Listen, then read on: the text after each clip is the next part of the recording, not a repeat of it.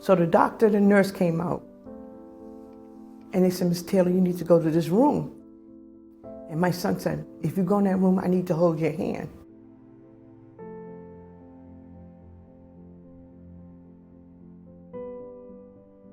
I couldn't see or hear anything. I don't know how long I sat in this room. But it was the most cold, unwelcoming room I've ever been in my life.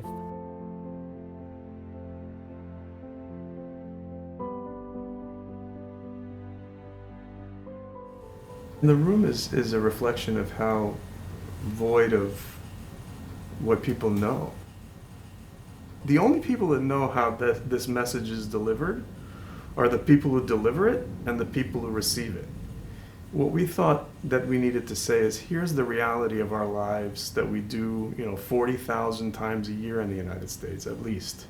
It's a horrible place to be to give the news after you've worked on a child for half an hour, that doesn't survive a gunshot. And you're giving the news to a parent who's leaving the hospital without a child. And you're never going to see that person again. The paradigm as it's designed right now is that we're doctors and we treat the injuries that are caused to the physical body by the bullet, but there's so much more. There's a very specific sound that a mother makes when you tell her her child is dead, and that sound sticks with you forever.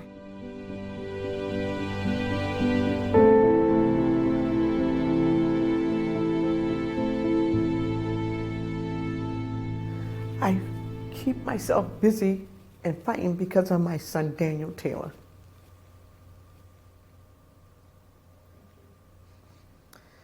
Daniel was a go-getter. He was a funny, outspoken person. He went to Mass Bay Community College. He got his degree in criminal justice, and then he also said that's not what he wanted to be. So after that, he also pursued his career in being an electrician, and he got his degree in electrician and also got a job being an electrician. What I want people to know about Louis and what I remember about him is he's every parent's child. He really didn't like to do hard work. He ate me out of house and home. Masiakos is beautiful. He's like his mom. He's humbling. He's happy-go-lucky, always smiling. Like even in the photo that the police took, them big, beautiful teeth. He's dark-skinned, so whenever he smiles, all you saw. He'll give you the coat off his back, dial out his pocket. He was always giving, always caring.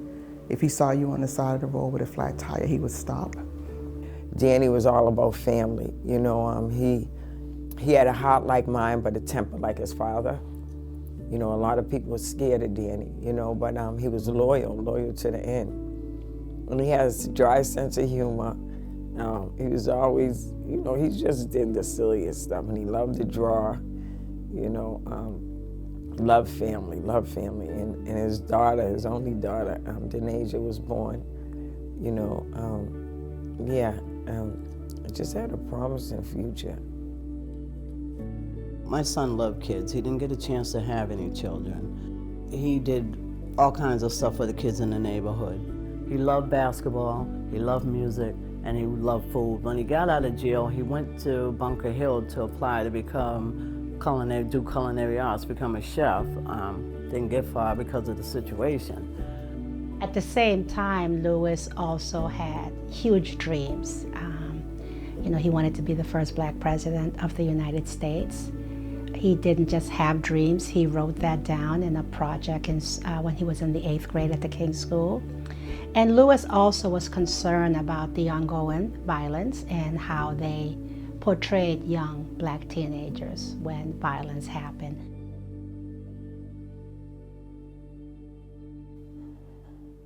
The culture of violence in my neighborhood and in my community that I grew up in was, in a way, a form of currency, right? Where it gave you purchasing right to respect, power, authority.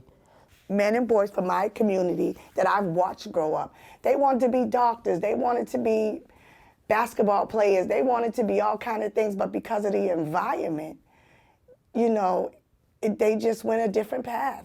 You go from not worrying about the little things to caring about the bigger issues. You know, it's not whether or not I'm coming home with bad grades, but whether or not I'm making it home.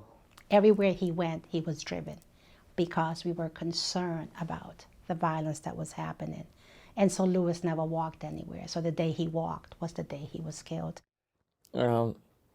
Prior to his death, we went on a cruise, a 7-day cruise, and I begged him to go to the captain's ball with me, and we went, and that's the picture.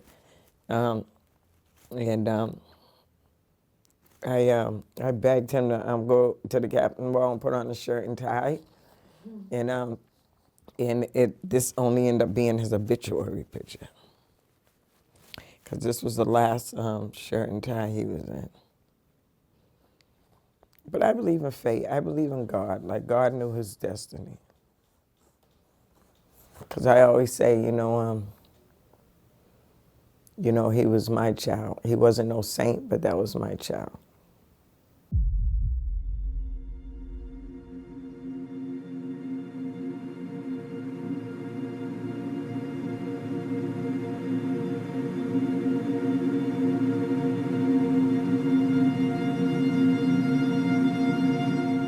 The day I was notified about my son's death was on a Tuesday. I actually was at work. I got a phone call stating that something happened to Bo, which is my son, for me to go to Boston Medical Center. So we shot to the hospital, and some of the people that were at the hospital, we're at the scene, came to the hospital and said, hey, that didn't happen like that.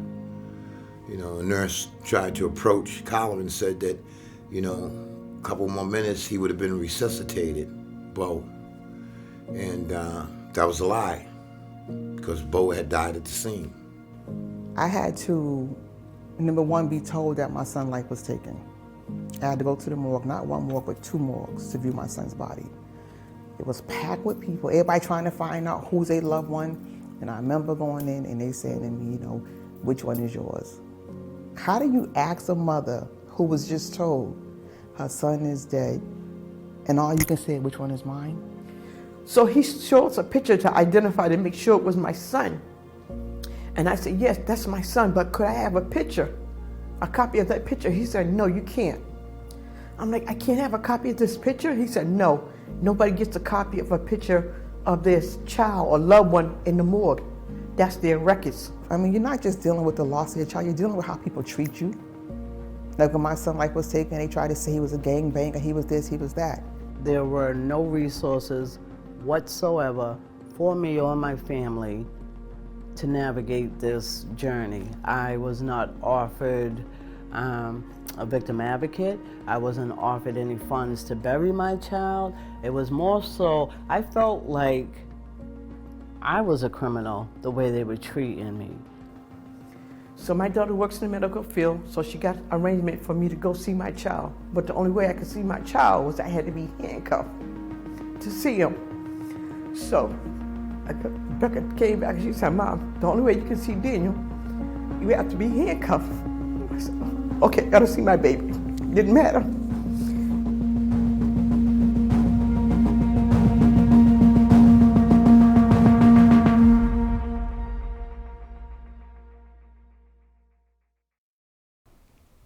At that time, we left because there was nothing that we could do. We just left, and I left empty-handed physically and within my soul. I didn't know what else to do. How do you deal with something like that, right? People don't understand internally the things that we go through. You know, we have to go to the morgue, then we have to go home. You know, there's so many detachments that come with that when you lose a loved one like that, right? They talk about them in so many different ways, no matter what the circumstances is, you know. They no longer do this, you know, because of mothers like me and other mothers, but they used to put your son or your loved one that was murdered's criminal records in the paper, or describe them in a certain way. So we're not just dealing with the loss of our kid, we're dealing with people judgment and saying things and just being negative and evil. And like, it's like we're the victims, but we're getting treated like we the perpetrators. You are denied victim assistance because your son contributed to his death, his murder. And I wrote them back and I said, well, I don't know where you got your information from, because according to the police report, my son was killed in a routine traffic stop. And I knew my child's life mattered, you know, but I was still suffering in silence based on society, based on how I felt like he was still being re-victimized in death. There was no, I'm sorry for your loss. There was no, she got other kids, let me help make sure they get something to eat tonight, because I know today was a stressful day. There was no checking in on my kids to see if they had any mental health services. There was none of that, until I went to Legacy Lives On and the Peace Institute. I don't even know how it happened, but we got introduced to a support group. Legacy Lives On, and we got into that support group, and everybody started talking about their hurt and their pain and how someone was lost in their family, so we could identify. But in the aftermath, as we know, as our loved ones are buried, everybody's gone. You know, all the support is gone, the lights off, you know, everything is back on you by yourself individually. I started this organization, Legacy Live On, for support in the aftermath. And we would meet there and we would talk about our highs and our lows. When I first got there, I couldn't talk about anything. I literally was on my knees in tears, crossing over the threshold, asking for somebody to help heal my heart.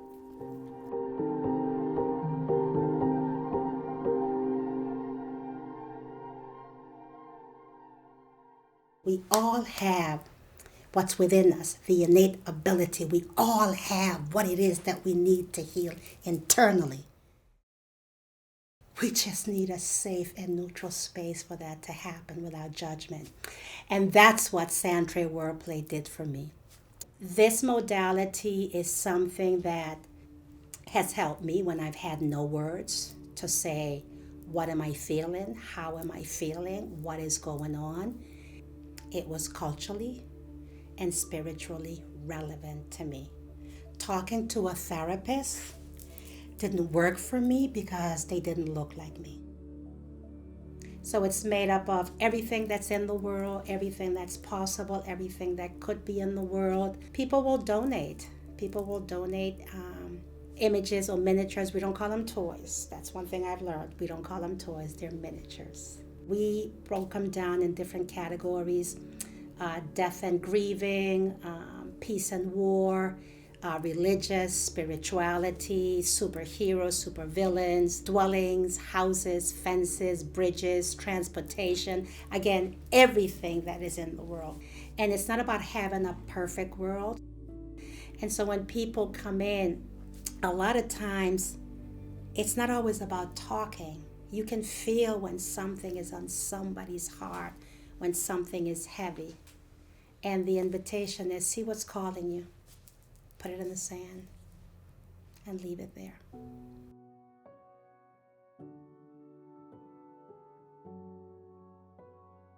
Although this is not a club you want to be a part of, you meet amazing, amazing, supportive, loving, always got your back. It's a majority of women, but there are some fathers there. You learn so much. And it's all, your healing is all in what tools you gravitate to, what tools you pick up, what tools you use. And what you need in order to build strength or build anything that you want, you need tools. You need a box to carry you.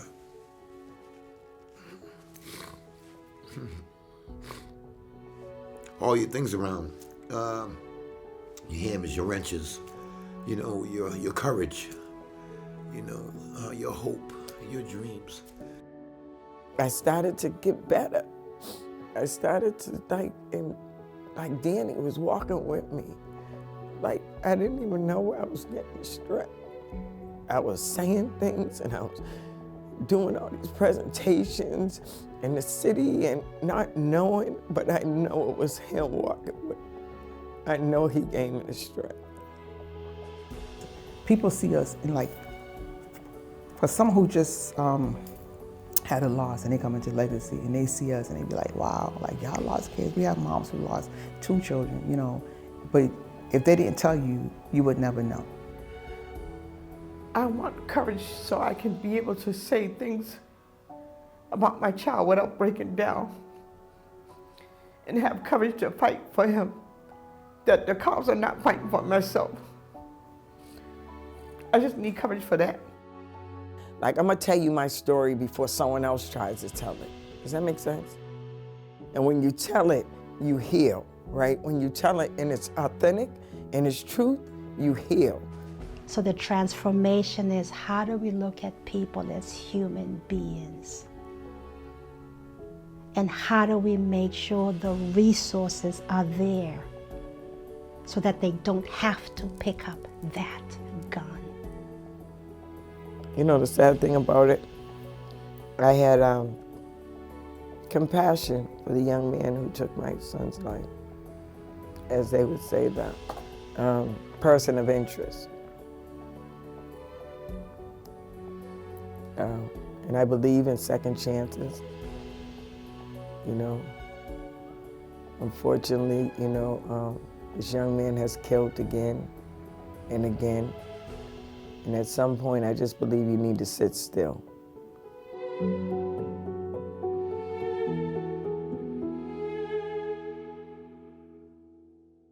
In the end, it's peace. 7 days a week, 24 hours a day, 365 days out of the year. It's not saying problem is not there. I don't need to feed the problem because it's being fed. I need to feed the peace, the healing. That's what needs to be fed. So there's this story about a grandson talking to his grandfather, talking about he's so angry, and so the grandfather says, well, there are 2 wolves inside of us. There's good and evil, and they're both fighting inside of you, you know. And then the grandson says, well, grandfather, which wolf will win? The one you feed.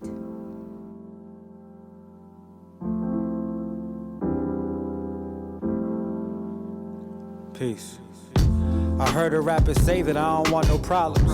I actually think they're right, cause I don't like the drama.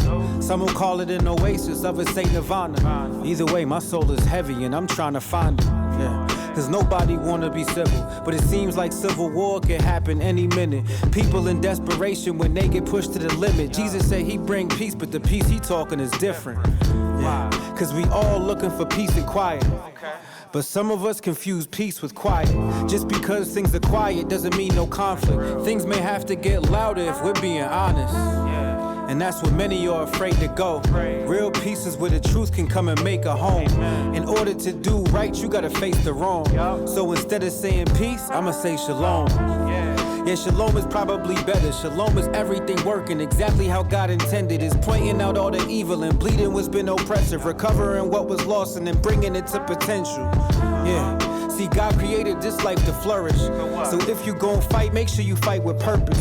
You gon' find what you need if your life is searching. But best believe you gon' have to learn to fly with turbulence. See, Jesus said he would bring shalom, taking everything that's broken and make it whole. That's spiritual, physical, and relational. What a beauty to behold, we are fully known. Yeah.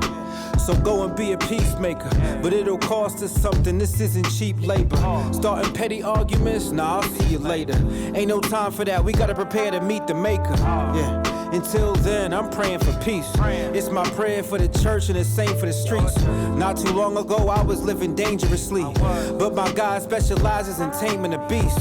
So close your eyes and view the blessing of when this broken world gets glued to heaven. No more studying war, there's a new obsession, and every useless weapon gets used.